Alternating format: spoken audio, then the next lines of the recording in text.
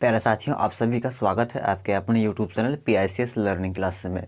आज हम लोग देखने वाले हैं अवर्गीकृत आंकड़ा का माध्य कैसे निकालेंगे, उसके बारे में आज सीखने वाले हैं। ठीक है, तो इस वीडियो को अपने दोस्तों के पास शेयर ज़रूर कीजिएगा। चलिए उसके बारे में थोड़ा सा बेसिक नॉलेज ले लेते हैं कि अवर्गीकृत आंकड़ा क्या होता है। ठीक, चलिए सबसे पहले जो आंकड़ा जो होती है ये दो तरह का, कितना तरह का होता है? ये होता है दो तरह का। एक होता है अवर्गीकृत आंकड़ा, अवर्गीकृत आंकड़ा, और दूसरा होता है वर्गीकृत आंकड़ा। सबसे पहले इसके बारे में समझते हैं, ठीक, कि वर्गीकृत आंकड़ा क्या होता है, अवर्गीकृत आंकड़ा क्या होता है। ठीक है, जैसे अवर्गीकृत में आता है, जैसे मैथ की भाषा में समझते हैं, जैसे 1 2 3 4 5 इस तरह ये सब क्या है, ये सब वो अवर्गीकृत आंकड़ा। वर्गीकृत में आता है जो कि बांट दिया जाता है। ठीक है, जैसे कोई क्लास है, जैसे कोई वर्ग होता है ना, मान लिया जाए कोई वर्ग है, उसमें 20 बच्चा है। कितना बच्चा है? 20 बच्चा है। और उस 20 बच्चे में हर तरह का बच्चा होगा। 2 वर्ष का अलग होगा, 5 वर्ष का भी बच्चा होगा, है ना, 3 वर्ष का भी होगा, 10 वर्ष का भी होगा, हर तरह का बच्चा होगा। अगर आपको बोले कि उसमें से 5 वर्ष का बच्चा कितना है, यानी कि हर वर्ष जितना भी वर्ष के बच्चे हैं सबको अलग अलग करके बताना हो, तो कैसे बताएंगे? तो करेंगे कैसे? वर्गीकृत आंकड़ा में आ जाएगा। जैसे कि मान लीजिए अभी हम क्या बोले कि कोई वर्ग है, उसमें कितना बच्चा है? 20 बच्चा है। ठीक, इस 20 बच्चे में कुछ बच्चा ऐसा होगा जो कितना वर्ष का होगा? 5 वर्ष का होगा। मान लिया जाए 1 से कितना 5, मान लीजिए इसके बीच में जो बच्चा कितना वर्ष का है, वो 5 वर्ष का होगा। फिर 5 से ऊपर जाते हैं थोड़ा सा, मान लीजिए इसमें 6 वर्ष का होगा, है ना। फिर उसके बाद 10 से मान लीजिए 15, इसके बीच में कौन सा बच्चा होगा? मान लीजिए 7 वर्ष का होगा। इस तरह से कहीं लिखा रहा है, इसका मतलब ये है वर्गीकृत आंकड़ा। मतलब बांट दिया जाता है कि हर एक वर्ग में कितना कितना बच्चा, मतलब किस टाइप का है, किस वर्ष का है, वो हुआ वर्गीकृत आंकड़ा। क्लियर? और इसको क्या बोलेंगे? अवर्गीकृत। इसमें मतलब सब आता है, इसमें सब आ गया, एक ही जगह सब आ गया, यानी सभी उम्र वाले बच्चे एक ही जगह मिला के बोलना क्या होता है? अवर्गीकृत आंकड़ा हुआ इसमें। क्लियर? कि वर्गीकृत दिया जाता है। जैसे एग्जांपल तौर पे जैसे मोबाइल है, ठीक, उस मोबाइल में कोई वीडियो अगर डाउनलोड करते हैं, ठीक है, और मूवी डाउनलोड करते हैं, तो मूवी और वीडियो क्या होता है? एक ही फोल्डर में आता होता कि नहीं होता है। लेकिन अगर आप चाहते हैं तो उसको अलग भी कर सकते हैं, अलग से बाद में कर सकते हैं ना। वीडियो को अलग फोल्डर में कर सकते हैं, उसके बाद मूवी को अलग फोल्डर में कर सकते हैं। तो ये जो अलग अलग जो किए, बांट जो दिए, वो आ गया वो आ गया वर्गीकृत आंकड़ा में। किसमें आ गया? वर्गीकृत आंकड़ा में। लेकिन जिसमें सब एक ही जगह हो उसको बोलते हैं अवर्गीकृत आंकड़ा। क्लियर? तो उम्मीद करती है आपको डाउट खत्म हो गया होगा कि वर्गीकृत अवर्गीकृत क्या होता है। तो उसी में आज हम लोग क्या सीखने वाले? आज हम लोग सीखने वाले हैं अवर्गीकृत आंकड़ा का माध्य निकालने के लिए सीखने जा रहे हैं। ठीक है, तो इस वीडियो को शेयर जरूर कीजिएगा और पूरा फोकस करके बोर्ड पे ध्यान दीजिएगा। एक कॉपी निकालिएगा, उसमें नोट कीजिएगा, लेकिन पहले समझना है, बाद में नोट करना है। क्लियर? चलिए क्लास को शुरू करते हैं।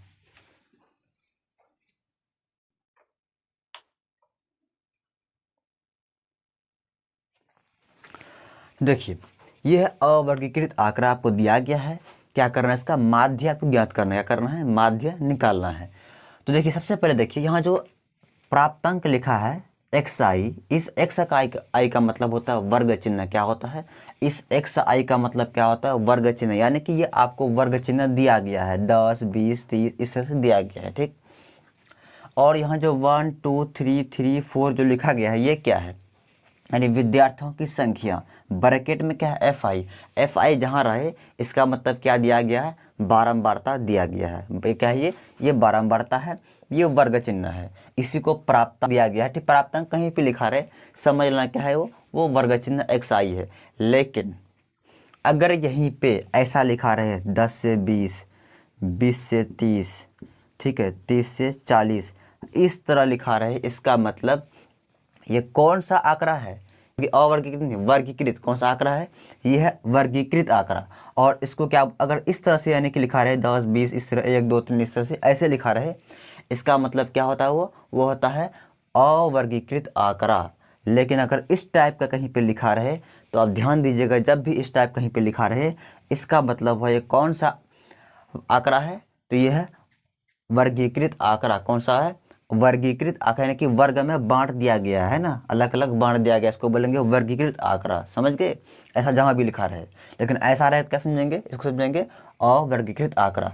तो इसका दोनों का माध्य निकालने का तरीका बिल्कुल अलग अलग है।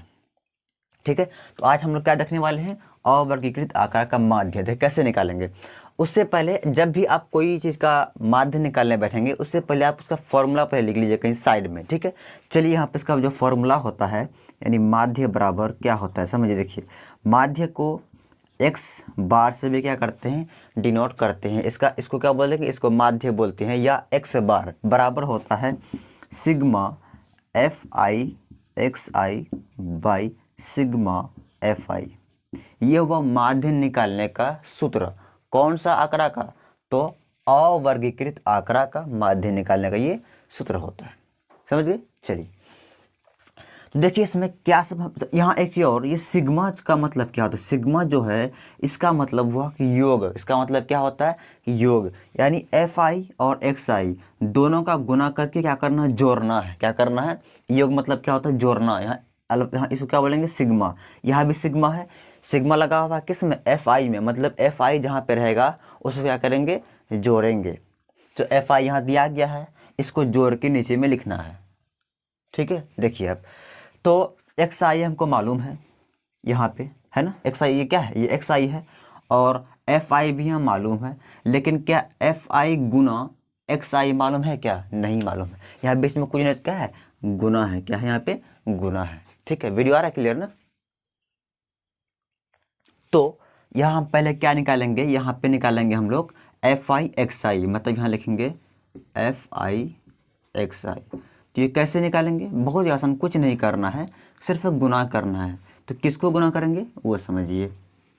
तो यहाँ पे देखिए, यहाँ fi xi दोनों बीच में कोई नहीं, गुना है, मतलब fi यहाँ xi i यहाँ पे, तो दोनों क्या करेंगे? गुना करेंगे। क्या करेंगे? गुना करेंगे। तो देखिए 10 गुना 1 कितना होगा? 10, और 20 दूनी 40, और 30 तिया कितना हो जाएगा? 90, उसके बाद 40 तिया कितना हो जाएगा? तो 120 हो जाएगा ना। ठीक, उसके 50 चौके कितना हो जाएगा?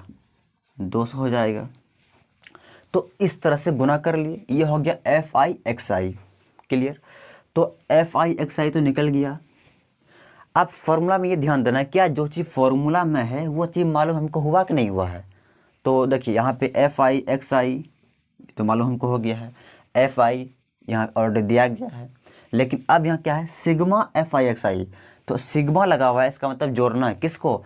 fi इंटू xi को। तो fi xi यहीं पे है, इसी का सिग्मा आप यहाँ निकाल लीजिए, सिग्मा fi xi। मतलब इन सब क्या करना है? जोड़ के यहाँ पे लिखना है। क्या करना है? जोड़ना है। जोड़िए, 0 0 0 0 क्या होगा? 0 होगा। उसके बाद फिर देखिए यहाँ पे 4 1 5, 5 और 9 कितना हो जाएगा? 14, 14 2 16, 16 के 6 हासिल 1, 2 1 3, 3 हासिल 1 कितना हुआ? 4। तो कितना हो गया?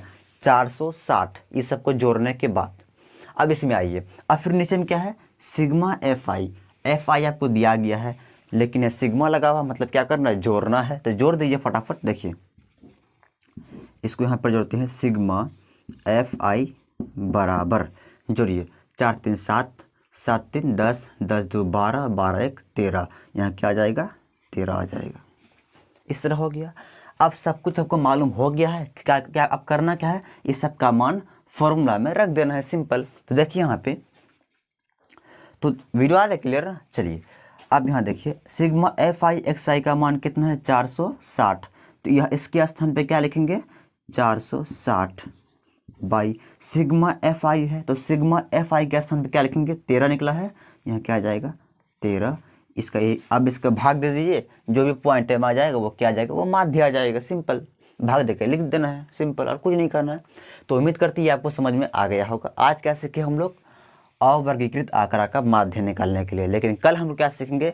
कल सीखेंगे कि वर्गीकृत आंकड़ा का माध्य कैसे निकालेंगे, उसके बारे में कल समझेंगे। देखिए ये चैप्टर सांख्यिकी जो है बहुत ही इंपॉर्टेंट है, क्योंकि एग्जाम में इसमें दो ठो कम सम इसमें रहता है क्या, मतलब ये बनाने के लिए, मतलब वही माध्य माध्यक बहुलक निकालने के लिए रहता है, जो कि 5 से 10 नंबर के बीच में रहता है। तो बहुत ही इंपॉर्टेंट ये, ठीक है, ये आप लोग का जो चैप्टर है बहुत ही इंपॉर्टेंट है। इसको आप लोग शेयर ज़रूर कीजिएगा अपने दोस्तों के पास, ताकि वो भी लाभ उठा सके, और जो बताए हैं उसको कॉपी में नोट कर लेना है, ठीक है। तो उम्मीद करते हैं आपको समझ में आ गया होगा। आज यहीं तक रखते हैं, फिर कल मिलेंगे, तब तक के लिए बाय।